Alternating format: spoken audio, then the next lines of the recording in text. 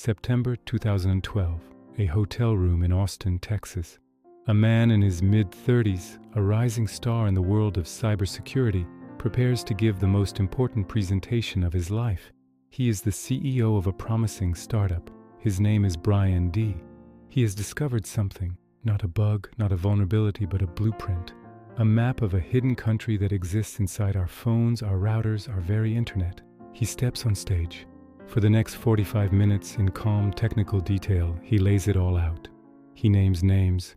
He shows diagrams. He reveals how a specific company's hardware, installed in phone networks and government buildings across the world, contains secret backdoors. Not accidental flaws, but deliberate architectural weaknesses engineered at the chip level, creating a global surveillance apparatus of staggering scale. The security community is electrified. This isn't a theory, it's a schematic. He has just handed the world the keys to the kingdom and exposed the kingdom's secret location. 3 months later, he is supposed to speak at another major conference. He never shows up. His apartment is found empty, his belongings left behind. His company email goes dark. His phone stops pinging towers. There are no ransom notes, no signs of struggle, no body.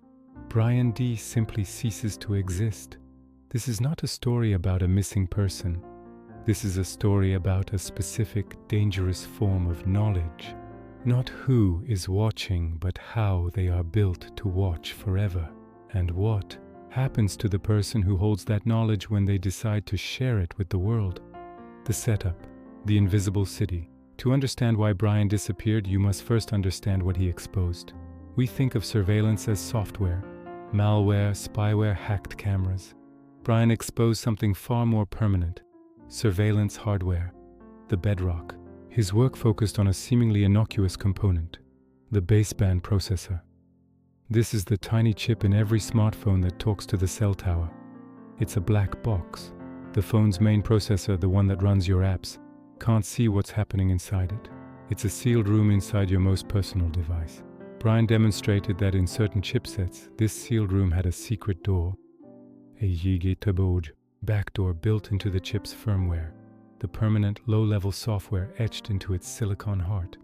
Through this door, a skilled attacker could turn the phone into a silent microphone, even when it was powered off, track its location with military precision, bypassing all GPS and software controls, access the main phone's memory, reading texts, emails, photos. Do all of this without leaving a forensic trace on the phone's operating system. This wasn't a virus you could catch. It was a feature, a deliberate architectural choice, baked into the silicon at the factory, present in millions of devices. It meant total compromise wasn't an event. It was a pre-existing condition of the hardware you owned. Brian didn't just find a key under the mat. He found that the builder had installed a secret hallway in every house on the street, with a master lock he could now pick. The presentation. Dropping the bomb. At the Austin conference, Brian was methodical. He didn't deal in shadows. He dealt in part numbers, firmware dumps, and memory addresses. He showed slides with hexadecimal code lifted directly from the chips. He pointed to specific functions with names like covert listen and stealth trace. He mapped the network of command and control servers these chips silently phoned home to, servers linked to private intelligence contractors and, by extension, state agencies. The room, full of hackers and engineers, went from curious to stone-cold silent. They realized what they were seeing. This wasn't a leak. It was a rootkit for the global telecommunications grid, a backdoor not into a computer, but into the very infrastructure of modern communication. He had exposed the plumbing of the panopticon, and in doing so he made himself a target not for vague, powerful interests, but for a very specific, very motivated consortium. The manufacturers who built the chips, the contractors who sold the access, and the intelligence agencies who bought it. His crime wasn't whistleblowing, it was reverse engineering. He had taken their crown jewels, their proprietary obfuscated source code and chip architecture, and decompiled it in public. He had made their secret science into public knowledge.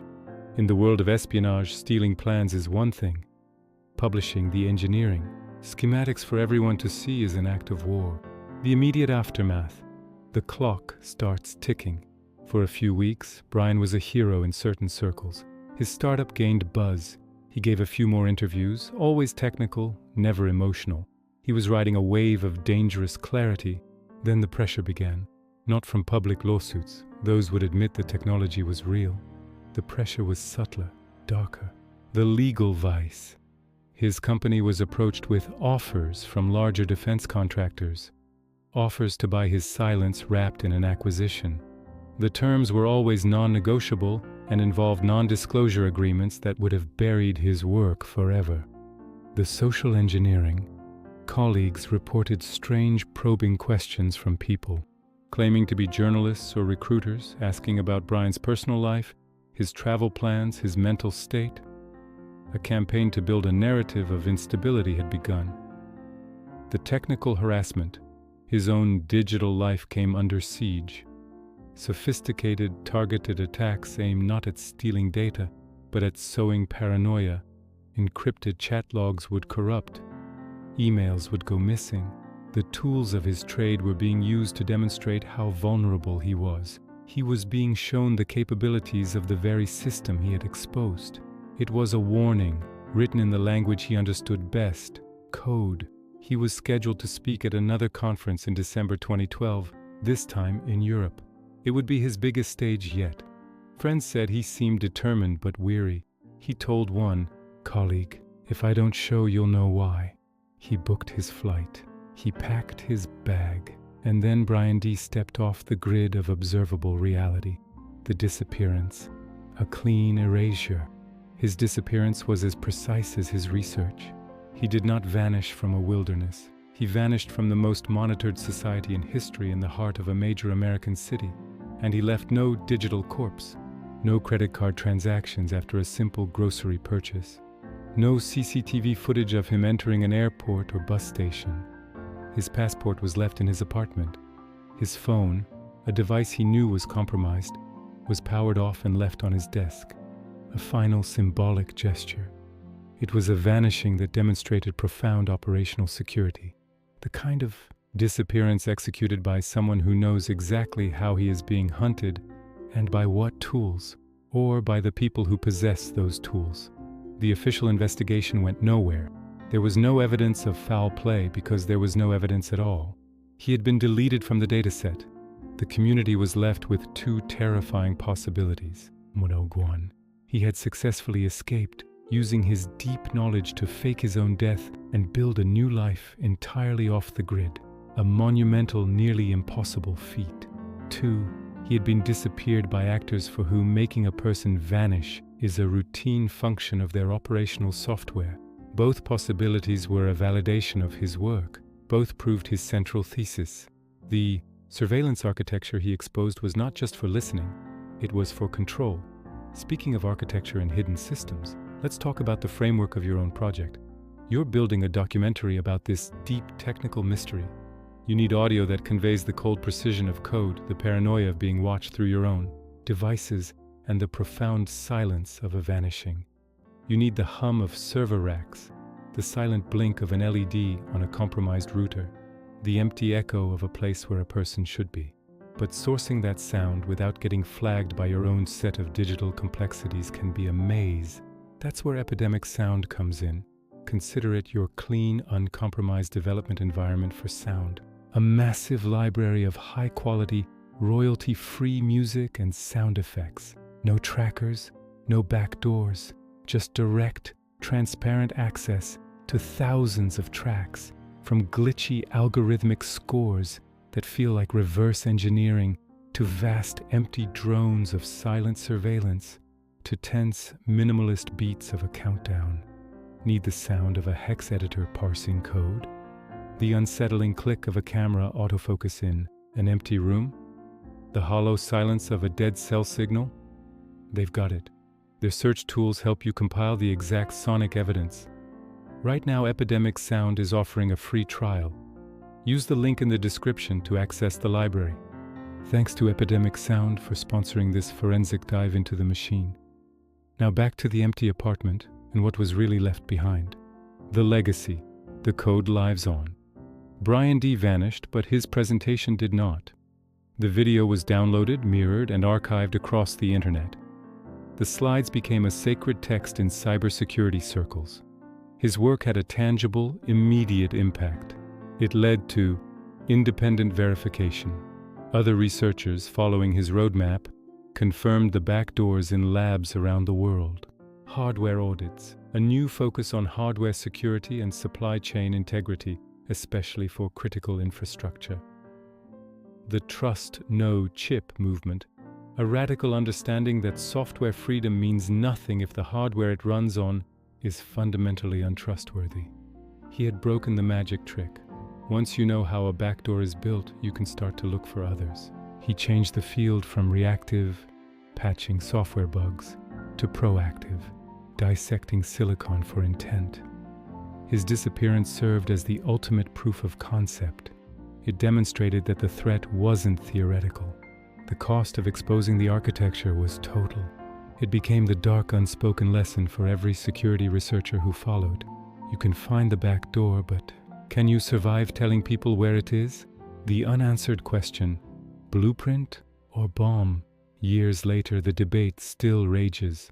Was Brian's presentation an act of heroic transparency? Or was it itself a weapon? By publishing the exact methods, did he arm every hostile state and criminal syndicate with the means to exploit the backdoors? Did he force a global sunset on a generation of compromised hardware? Or did he simply hand the master keys to the world's most dangerous actors? This is the cruel dilemma of his specific knowledge. Source code and chip diagrams are dual use. They are a blueprint for defenders to build walls, and for attackers to find the hidden door in those walls.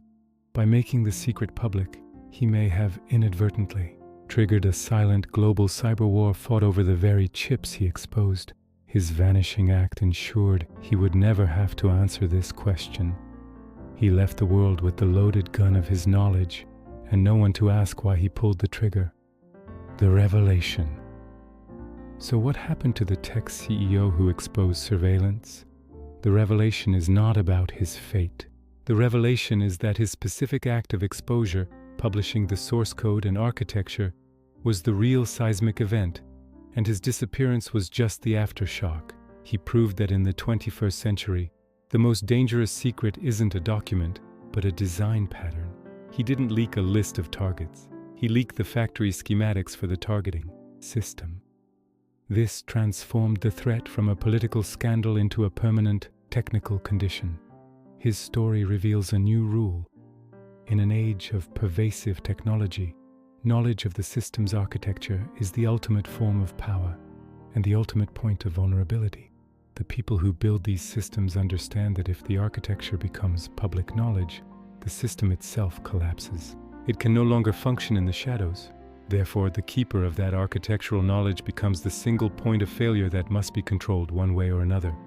Brian D. demonstrated that we don't live in a world of bugs and exploits. We live in a world of deliberate, engineered flaws at the foundational level. And the greatest threat to that world order isn't a journalist with documents, but an engineer with a debugger and a conscience. He vanished because he didn't just point at the surveillance state.